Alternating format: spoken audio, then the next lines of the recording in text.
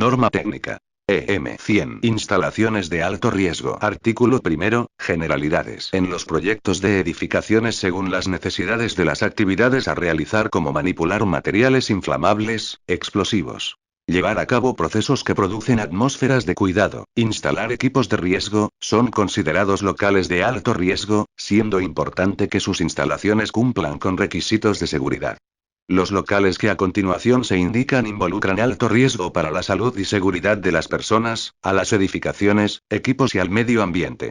A. Locales para bóvedas para transformadores. B. Locales para líquidos inflamables. C. Locales para explosivos. D. Locales para fuentes de radiación ionizante. E. Locales para procesos que emiten vapores corrosivos. F. Locales para pintura. G. Locales para calderos. Artículo segundo. Requisitos de seguridad. Las instalaciones eléctricas en locales de alto riesgo deben cumplir con el Código Nacional de Electricidad. Artículo tercero. Bóvedas para transformadores. 1.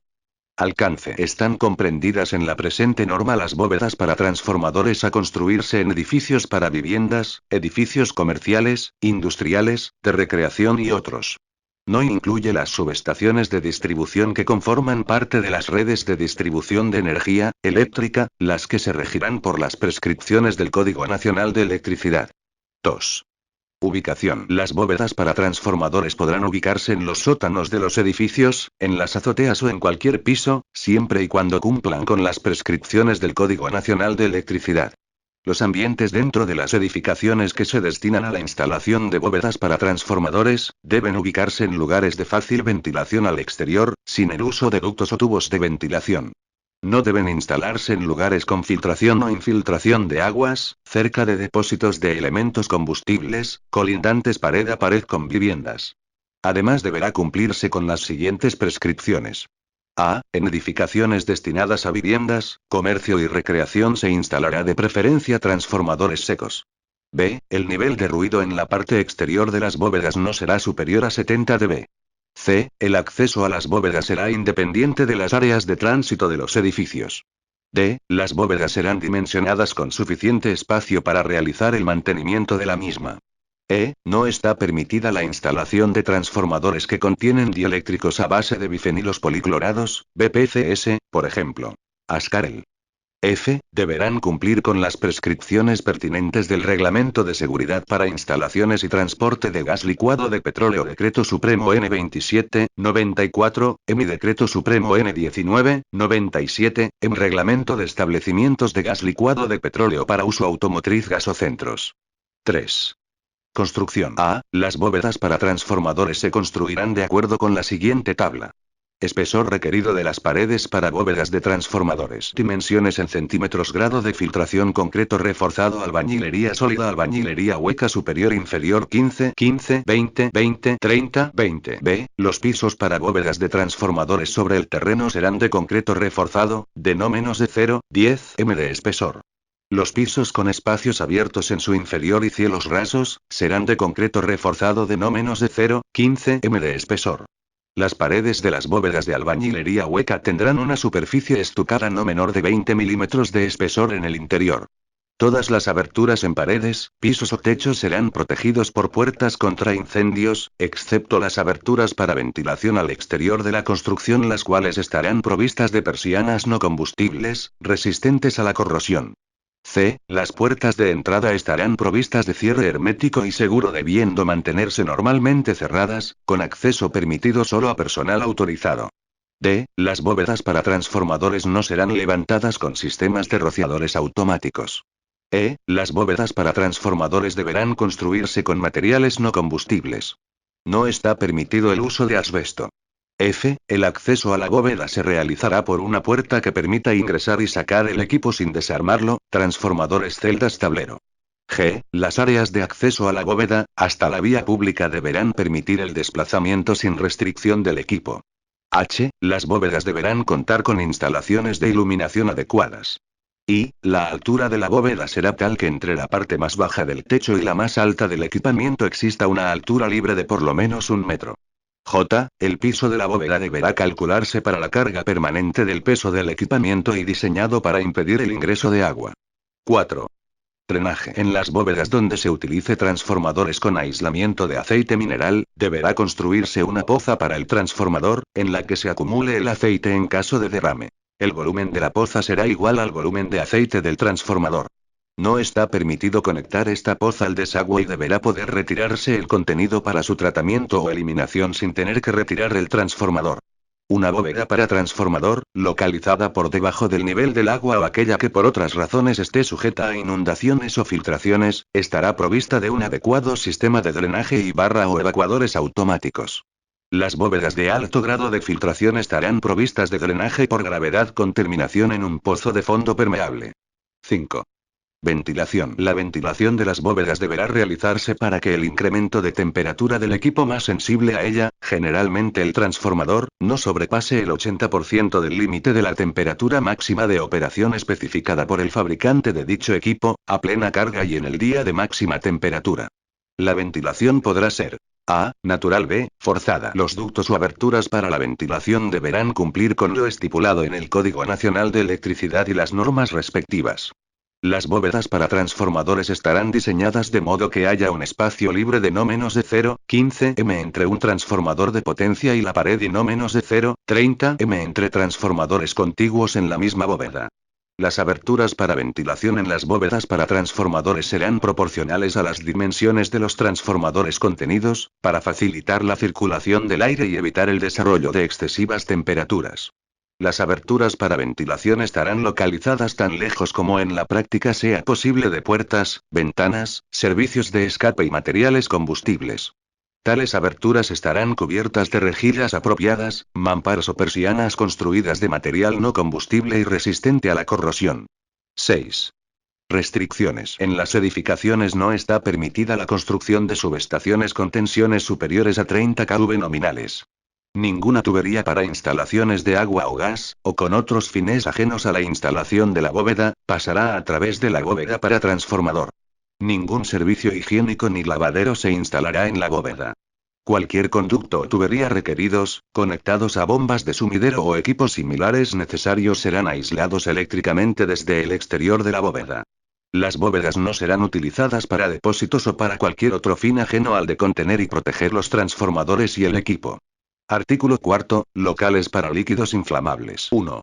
Alcance. Están comprendidos en la presente norma todos los locales donde se procesa, almacena o manipula líquidos inflamables, tales como combustibles líquidos, productos químicos, u otros, que puedan producir mezclas detonantes en la atmósfera bajo determinadas condiciones de temperatura, presión u otros agentes que actúen como detonantes de la mezcla. El equipamiento electromecánico de estos locales deberá cumplir con lo estipulado en la presente norma. 2.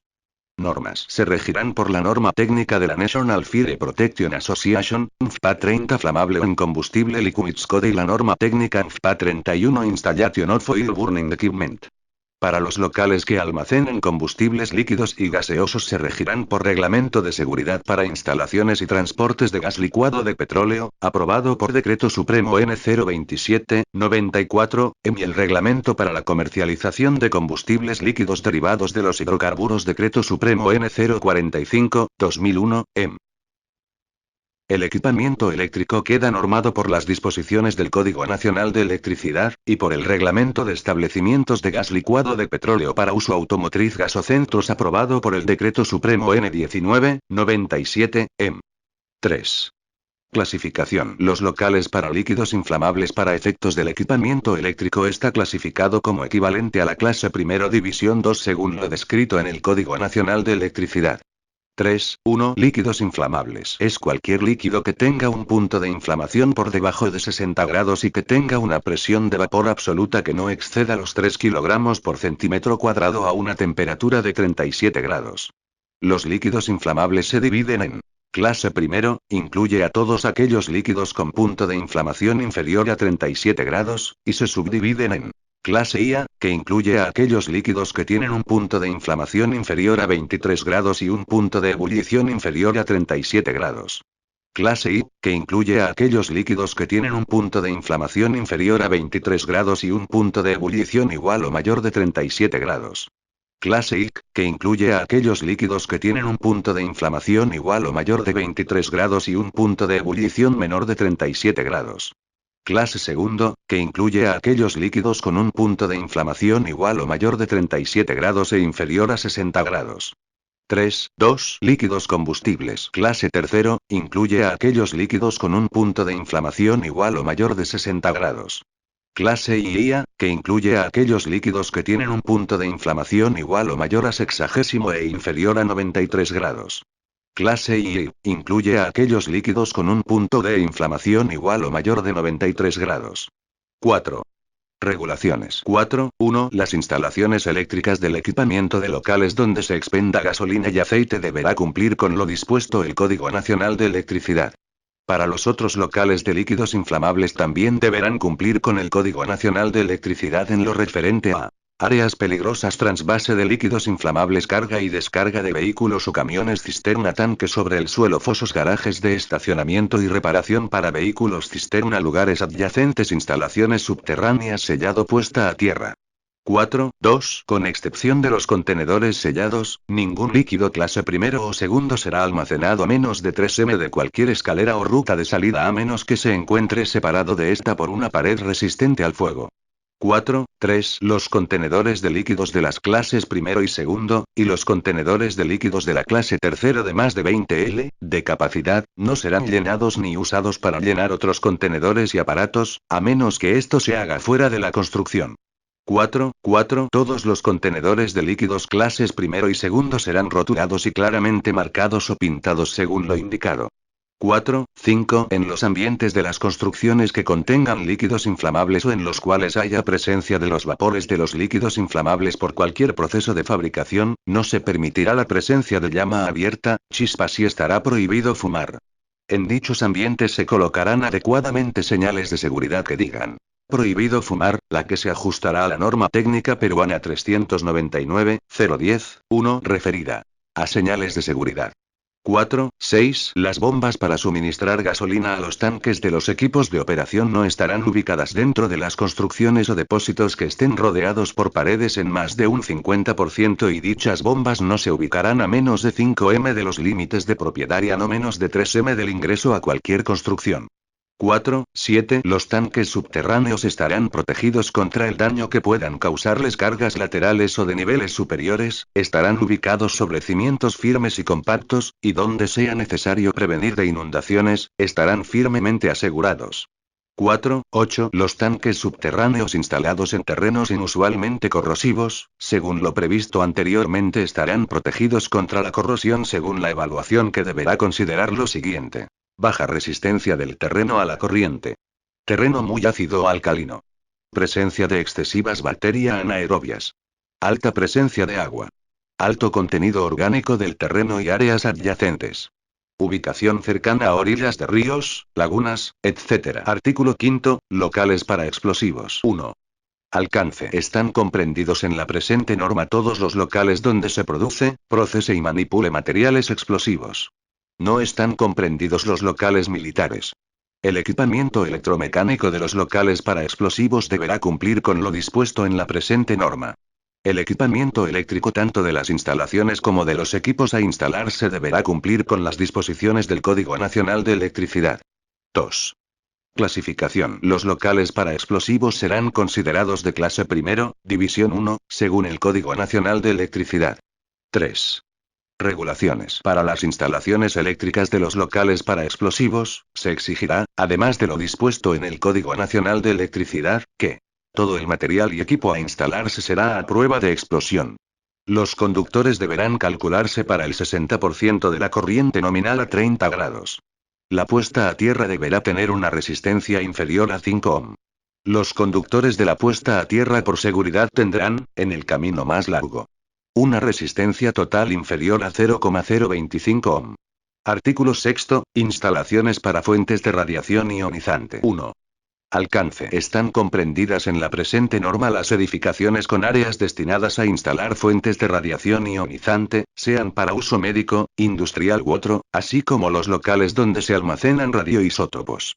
No están comprendidos en la presente norma las instalaciones nucleares, plantas de producción de radioisótopos y plantas de gestión de residuos radiactivos, las cuales se regirán por las disposiciones aplicables del Reglamento de Seguridad Radiológica, DSN 009-97, Reglamento de Autorizaciones, Fiscalización, Control, Infracciones y Sanciones de la Ley 28.028, DSN 041-2003, así como en las recomendaciones del Organismo Internacional de Energía Atómica, OIEA.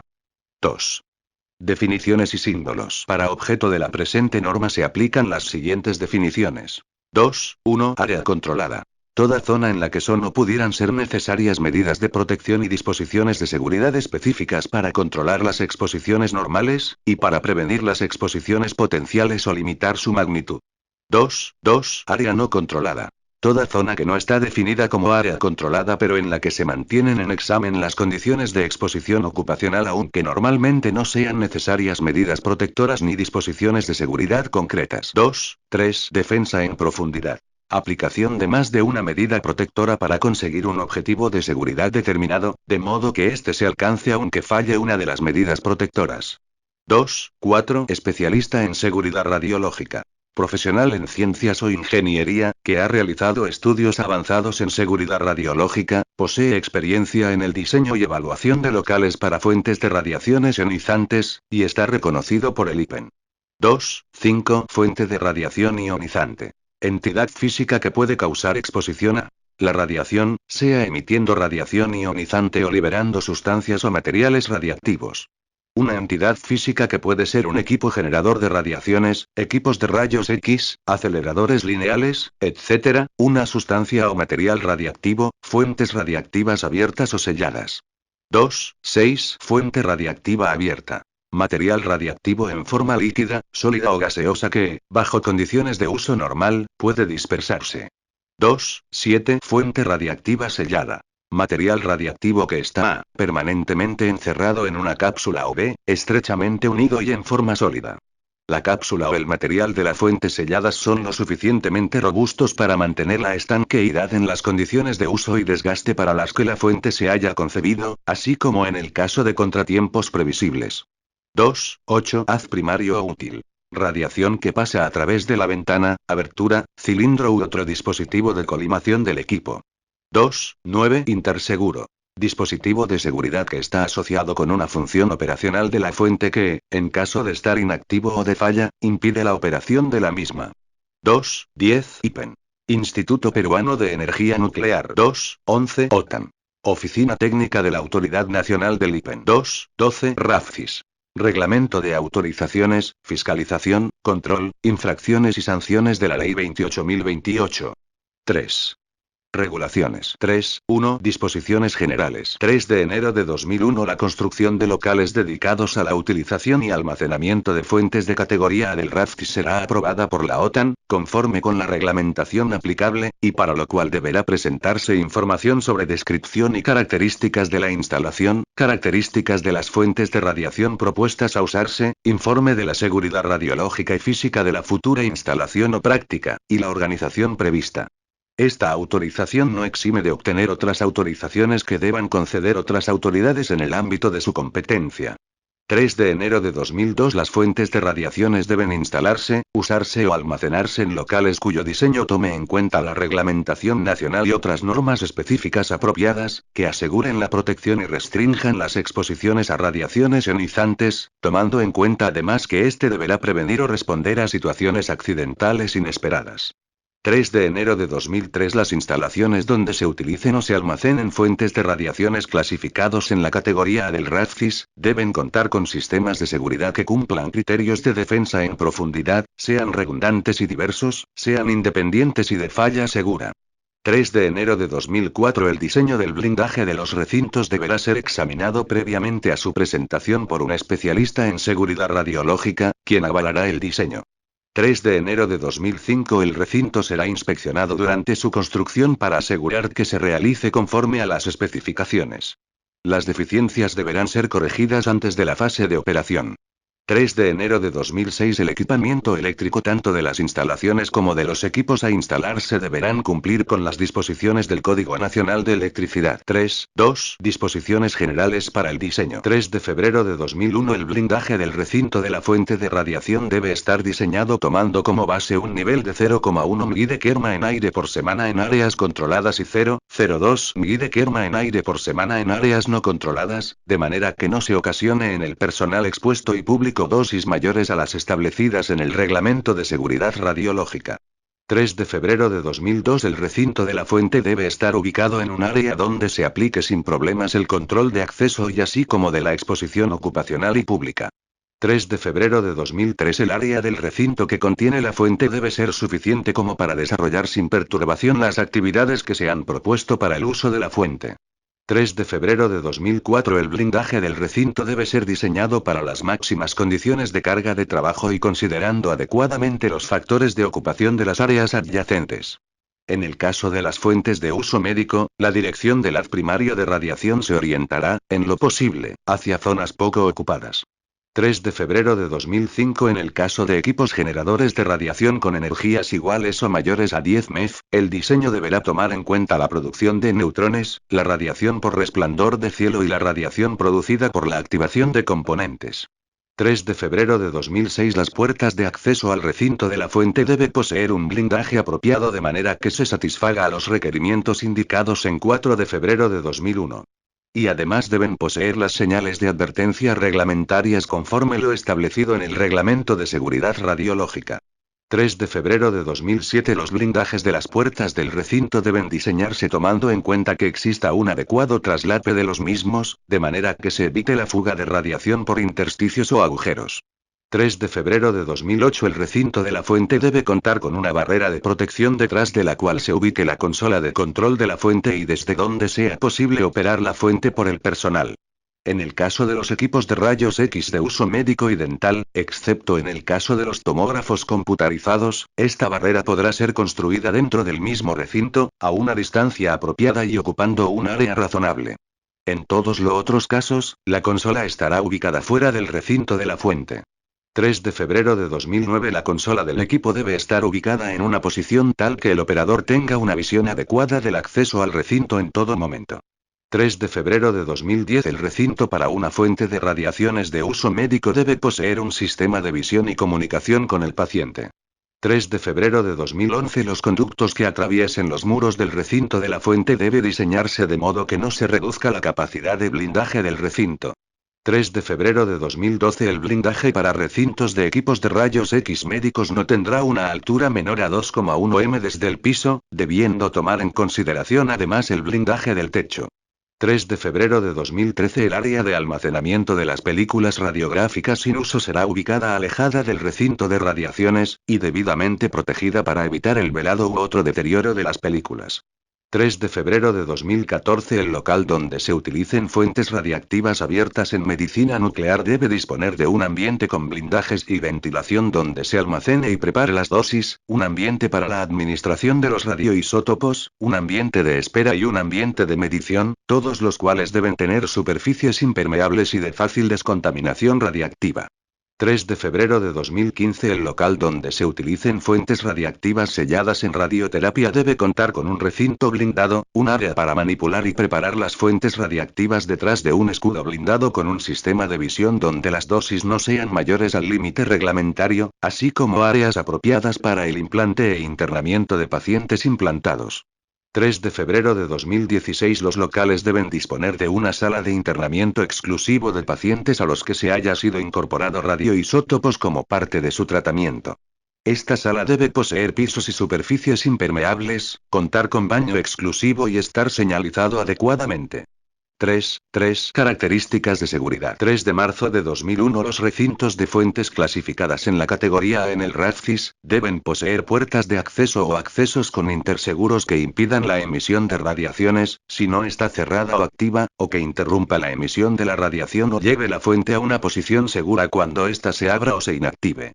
En este caso deberán satisfacer lo siguiente. A. Cada interseguro tendrá un circuito independiente y permitirá operar a otros interseguros independientemente. B. Todos los interseguros se diseñarán de modo que cualquier falla o defecto de uno de sus componentes impida la operación de la fuente. C. Cuando un interseguro se haya disparado, la irradiación se restablecerá solamente desde la consola de mando de la fuente. 3 de marzo de 2002. El recinto de una fuente de radiaciones clasificada en la categoría A debe contar con interruptores manuales que interrumpan la irradiación, y los cuales serán fácilmente identificables y estarán ubicados tanto dentro como afuera del recinto.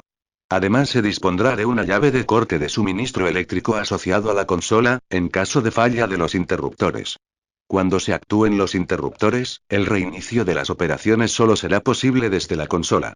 3 de marzo de 2003. En el caso de las fuentes de categoría A, deberá existir además señales luminosas que indiquen claramente la condición de fuente sin irradiar, fuente en preparación y fuente irradiando, conforme sea aplicable. En el caso de los irradiadores industriales panorámicos, además es necesario contar con una alarma audible que advierta el comienzo de la irradiación, unos 60 segundos antes de su inicio. 3 de marzo de 2004. Los recintos de fuentes en la categoría A deben contar con monitores fijos de radiación con señal en consola que permita vigilar cuando la fuente se encuentra irradiando o en posición de parada segura.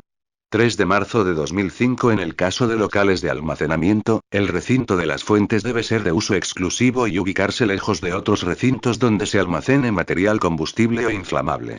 3 de marzo de 2006. Las superficies de las paredes y pisos de locales o recintos donde se usen o almacene fuentes radiactivas abiertas, deben ser impermeables de modo que permitan una fácil descontaminación. 3, 4. Ventilación. 3 de abril de 2001. En el caso de los equipos generadores de radiación con energía igual o mayor a 10 MeV y de los irradiadores industriales de tipo panorámico, el recinto debe contar con un sistema de ventilación apropiado para la remoción de ozono.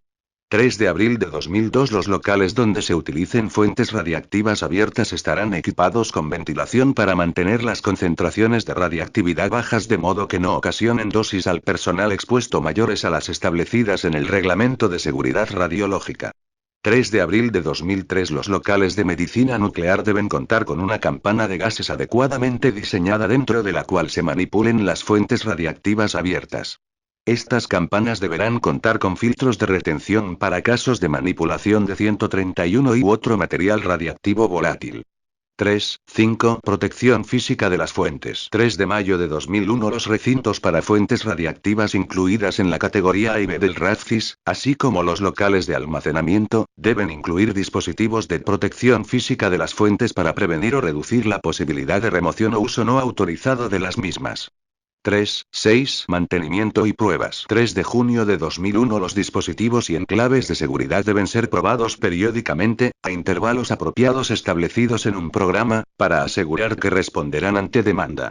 3, 7. Gestión de residuos radiactivos. 3 de julio de 2001. En el caso de locales de medicina nuclear, las tuberías de desagüe de los lavaderos donde se efectúa la limpieza de material contaminado no debe tener trampas y el sistema de tuberías será diseñado de manera que se minimice la acumulación de material radiactivo así como las conexiones entre el laboratorio y el sistema sanitario. 3 de julio de 2002. Se debe disponer de un área de tamaño apropiado separada para almacenar los residuos radiactivos sólidos que se generen, recomendándose que la ruta de traslado tenga la distancia más corta posible.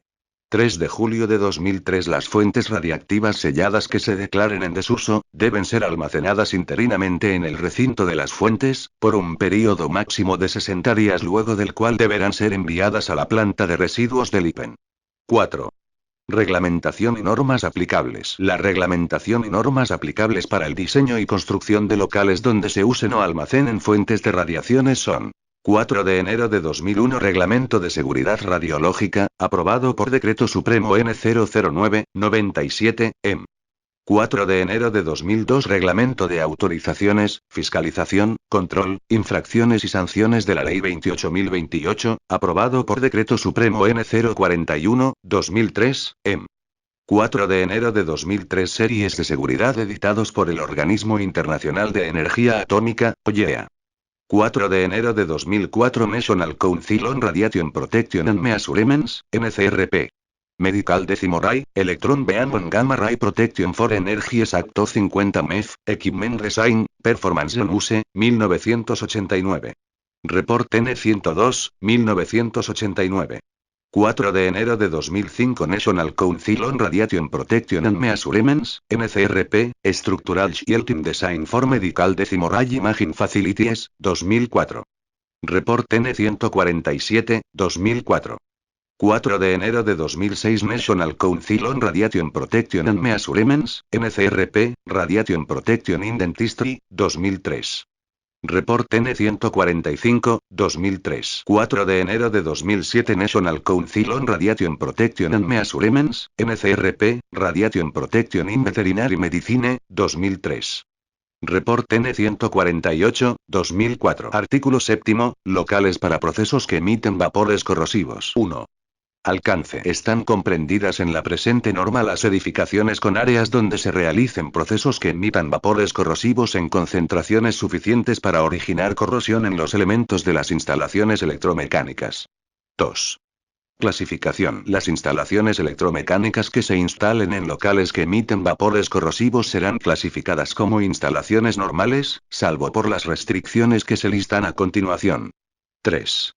Regulaciones. 3.1. Para el diseño y construcción de instalaciones eléctricas de locales que emiten vapores corrosivos se aplicará lo dispuesto en el Código Nacional de Electricidad, Utilización. 3.2. Todas las instalaciones electromecánicas que se instalen en locales que emitan vapores corrosivos deberán cumplir con. Todos los equipos y materiales que se usen deberán ser a prueba de los gases o vapores corrosivos que se emitan en el proceso. Las cajas de cualquier tipo o uso deberán ser resistentes al vapor que se emita en el proceso. Todos los circuitos que salgan o entren al ambiente, deberán estar sellados según lo estipulado en el Código Nacional de Electricidad. Si se utiliza barras metálicas conductoras, estas deberán ser aisladas y el aislamiento deberá ser resistente a los vapores producidos en el proceso. Todos los terminales de los conductores de cobre deberán ser estañados antes de ser conectados a los dispositivos o equipos. No podrá dejarse conductores expuestos en el ambiente donde se produzcan vapores corrosivos. Es aconsejable que los equipos de iluminación y tomacorriente sean a prueba de explosión. De preferencia, los circuitos derivados deberán ser embutidos en el techo, paredes o pisos. Artículo 8. Locales para pintura. 1. Alcance. Están comprendidas en la presente norma las áreas de las edificaciones donde se realicen actividades de pintado en forma regular y frecuente, o donde se aplican lacas, componentes alquitranados u otros acabados inflamables por medio de pulverizaciones, baños de brocha o de otra forma, donde se use solventes o diluyentes volátiles inflamables, o que pueden haber presencia de residuos de dichos productos. No están comprendidos en la presente norma los locales donde se almacena pintura en recipientes cerrados. 2. Clasificación. Los locales para pintura están considerados como clase primero, según la clasificación del Código Nacional de Electricidad. 3. Normas. Las instalaciones eléctricas para los locales para pintar deberán cumplir con lo especificado en el Código Nacional de Electricidad. Artículo 9. Locales para calderos. 1. Alcance. Están comprendidos en la presente norma las áreas de las edificaciones donde se instala calderos de usos industriales, médicos y otros. No están incluidos los calderos que se instalan en estructuras móviles. 2. Clasificación. Las instalaciones eléctricas para los locales de calderos serán asimiladas a la clase 3, división 2, del Código Nacional de Electricidad. 3. Regulaciones. Los locales para calderos deberán cumplir con lo siguiente. Estar ubicados de modo que puedan disponer del aire necesario para la combustión y la ventilación, en forma directa sin tener que recurrir a ductos. El acceso a los locales deberá permitir el desplazamiento del equipo sin ninguna restricción. El piso del local estará de preferencia sobre el terreno. Deberá construirse de concreto reforzado, con la resistencia estructural apropiada para el peso de los equipos a instalarse y con un acabado resistente, tanto a los compuestos ácidos o alcalinos, como a los combustibles o lubricantes que pudieran gotear o derramarse. La construcción del piso deberá permitir que cualquiera que sea el derrame que se produzca, pueda recogerse y eliminarse sin echarlo al desagüe. Las canaletas o buzones que fueran necesarios para tubería o cables deberán cubrirse con tapas metálicas antideslizantes. Deberá proveerse la instalación de equipos de tratamiento del agua y cisternas de almacenamiento de agua dura y de agua blanda. Deberá proveerse la instalación de equipos de tratamiento de los gases de combustión, para liberarlos de contaminantes antes de expulsarlos a la atmósfera. La diferencia mínima de cotas entre el punto más alto del caldero y la parte más baja del techo será de 2 metros. Las paredes de los locales serán de concreto reforzado con espesor mínimo de 17 centímetros. Todas las aberturas en las paredes que comuniquen con otros ambientes serán protegidas por puertas contra incendios. Las aberturas para ventilación al exterior de la construcción estarán provistas de puertas, mamparas o persianas no combustibles y resistentes a la corrosión. Las chimeneas deberán cumplir con la norma EN 060 del presente reglamento. El almacenamiento de combustibles y líquidos inflamables en general se regirá por lo dispuesto en el artículo 4 de esta norma referido a locales para líquidos inflamables. Las instalaciones eléctricas podrán ser a. embutidas en paredes, pisos y techos, pudiendo utilizarse en este caso canalizaciones metálicas o no metálicas. B. A la vista, en este caso se usará tubería metálica. C. Los conductores tendrán aislamiento con resistencia a la temperatura de 90 grados, como mínimo.